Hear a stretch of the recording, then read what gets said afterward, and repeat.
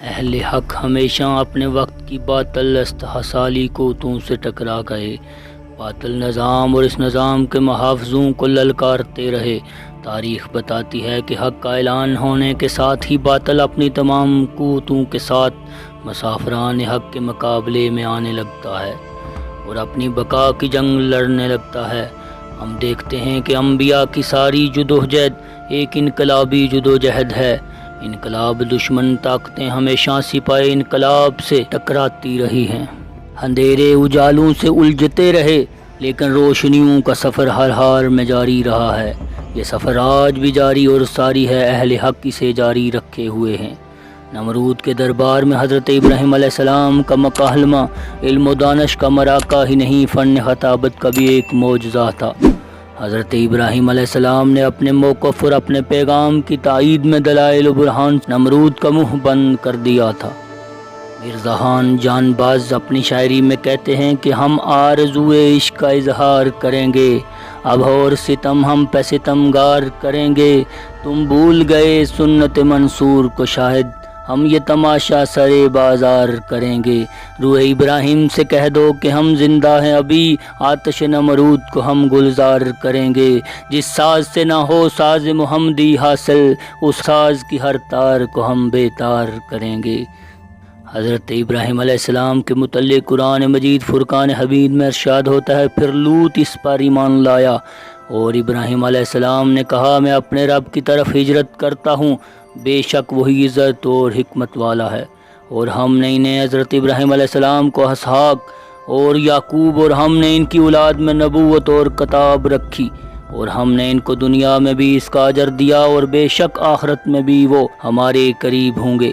قرآن مجید میں ارشاد باری تعالیٰ ہوتا ہے کہ اور ہم نے نجات بخشی اسے اور لوط کو اور اس زمین کی جانب ہجرت کرنے کا حکم دیا جسے ہم نے بابرکت بنا دیا تھا تمام جہان والوں کے لیے، اور ہم نے اسحاق عطا فرمایا اور یعقوب اور سب کو ہم نے صالحین میں کیا، ہم نے ان کی جانب وحی کی، اچھے کام کرنے اور نماز قائم رکھنے اور زکوٰۃ دینے کا حکم دیا، اور وہ سب ہماری بندگی کرنے والے تھے۔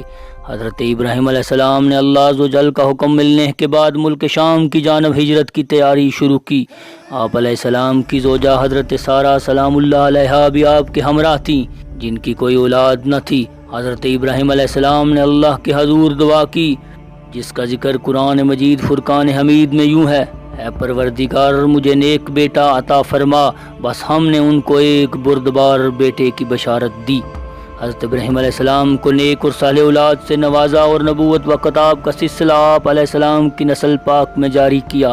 یہ اللہ عز و جل کی آپ علیہ السلام پر خصوصی رحمت تھی کہ آپ علیہ السلام کے بعد جو بھی نبی آیا وہ آپ علیہ السلام کی نسل میں سے تھا، اور یہ عزت اور بزرگی آپ علیہ السلام کے خاندان کا مقدر بنی۔ آپ علیہ السلام نے اپنے ملک اور رشتہ داروں کو چھوڑ کر ایسی جگہ ہجرت کی جہاں اللہ عز و جل کی عبادت اطمینان اور سکون سے کر سکیں اور لوگوں کو دعوت حق دیں۔ حضرت ابراہیم علیہ السلام ہجرت کر کے ملک شام تشریف لے گئے۔ اس سرزمین کے متعلق اللہ عز و جل نے قرآن مجید میں یوں ارشاد فرمایا ہے، اس سرزمین کی جانب جہاں ہم نے جہان والوں کے لیے برکت رکھی ہے۔ ملک شام پہنچنے کے بعد اللہ تعالیٰ نے آپ کو بیت المقدس جانے کا حکم فرمایا۔ اس وقت آپ کی عمر مبارک 75 سال تھی۔ بیت المقدس میں کچھ عرصہ قیام کے بعد آپ مصر ہجرت کر گئے۔ حضرت ابراہیم علیہ السلام جس وقت مصر پہنچے تو وہاں فرعونیوں کی حکومت تھی، اور عمرو بن امرۃ القیس وہاں کا فرعون بادشاہ تھا جو نہایت عیاش، ظالم اور جابر حکمران تھا۔ کسی نے بادشاہ کو بتایا کہ ہمارے شہر میں ایک پردیسی آیا ہے جس کے ساتھ ایک حسین و جمیل عورت بھی ہے۔ فرعون نے یہ سن کر فوری طور پر حضرت ابراہیم علیہ السلام کو دربار میں طلب کیا اور حضرت سارہ کے بارے میں سوال و جواب کیے۔ حضرت سارہ اللہ کی برگزیدہ بندی تھی اور انہیں اپنے اللہ پر پورا یقین تھا۔ وہ طلب کرنے پر بادشاہ کے پاس تشریف لے گئیں۔ بادشاہ نے جب انہیں دیکھا تو وہ خود پر قابو نہ رکھ سکا اور برے ارادے کے ساتھ ان کی طرف لپکا۔ حضرت سارہ اس وقت اپنے رب کی طرف دعا میں مصروف تھی۔ جیسے ہی فرعون آگے بڑھا اس کے قدم زمین میں دھنس گئے۔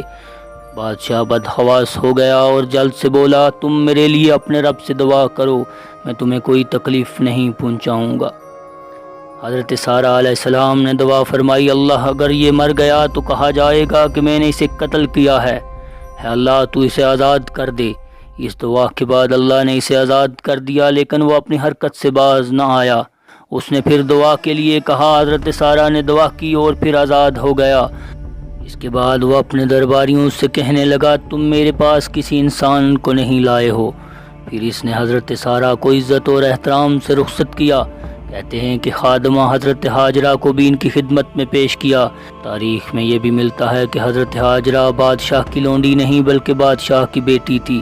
حضرت سارہ حضرت حاجرہ کو ساتھ لے کر حضرت ابراہیم علیہ السلام کے پاس چلی آئیں اور حضرت ابراہیم علیہ السلام سے عرض کیا، اللہ نے کافر کے مکر و فریب کو رد کر دیا ہے اور فاجر کی برائی کو اس کے سینے میں دفن کر دیا۔